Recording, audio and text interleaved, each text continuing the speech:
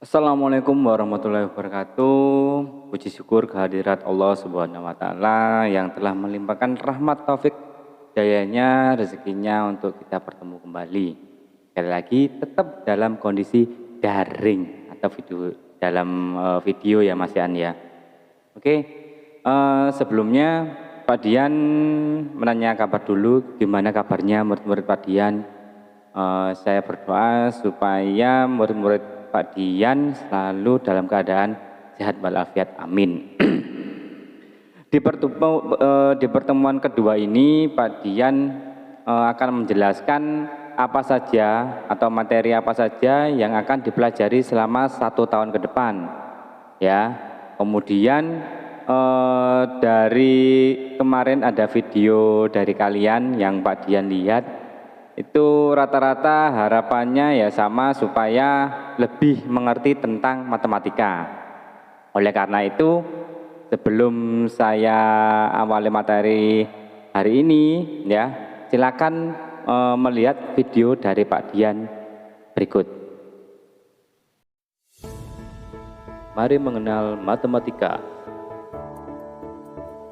Jika kalian masih berpikir bahwa matematika adalah momok bagi dunia pembelajaran atau matematika yang sangat membosankan atau membingungkan, atau juga itu adalah materi yang paling sulit dari materi yang ada,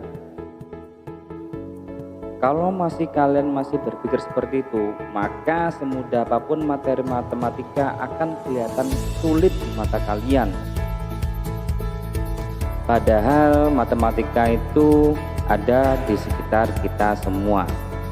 Oleh karena itu, mari kita mengenal lebih dekat matematika.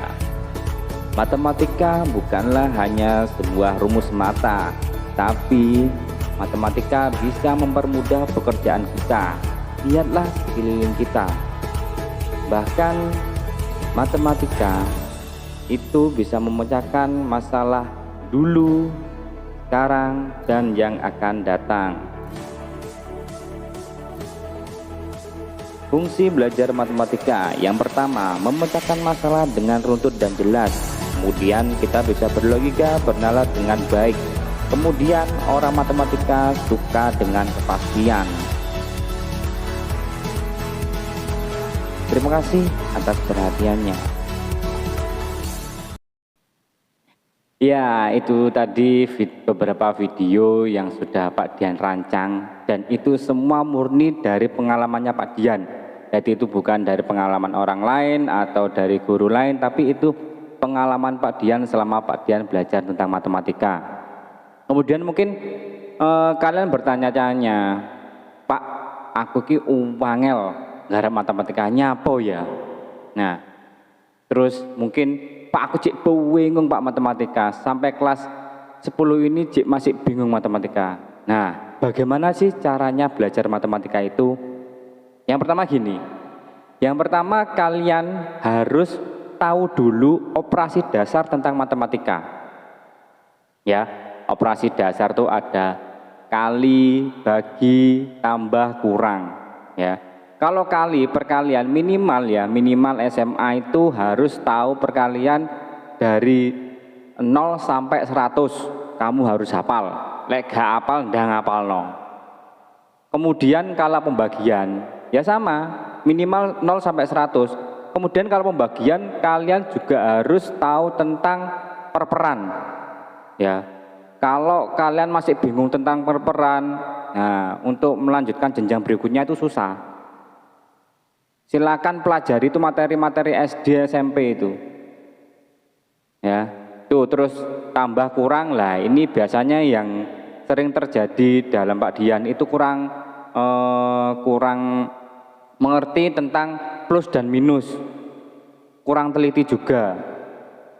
Ya, silakan itu dipelajari tentang operasi dasar matematika. Itu kamu harus tahu dulu. Kemudian kalau kalian sudah mengerti tentang matematika, kemudian materi yang guru sampaikan itu sampean jangan sampai ketinggalan satupun. Jadi kalian harus runtut dari mulai awal sampai akhir. kalau kalian ada satu aja ketinggalan sudah, melaksanakan kegiatan berikutnya itu susah sekali. Ya, itu tips dari Pak Dian.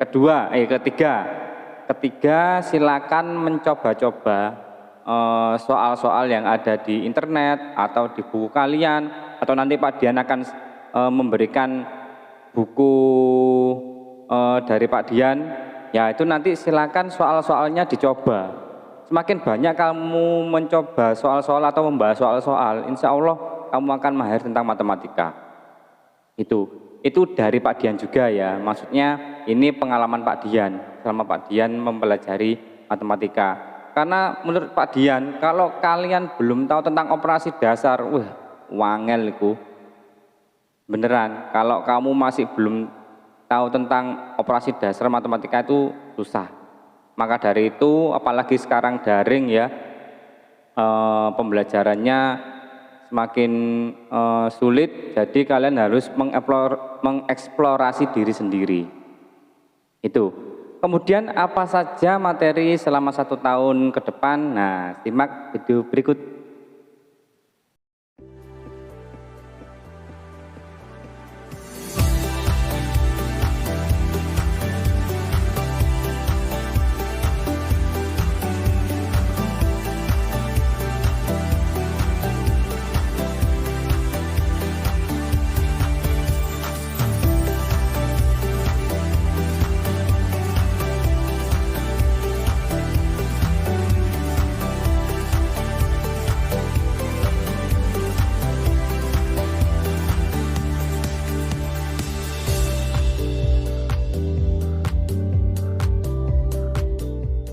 Nah, itu tadi ada beberapa materi yang harus kalian pelajari. Terus apa Pak itu asesmen? Nah, asesmen itu penugasan atau penilaian ya.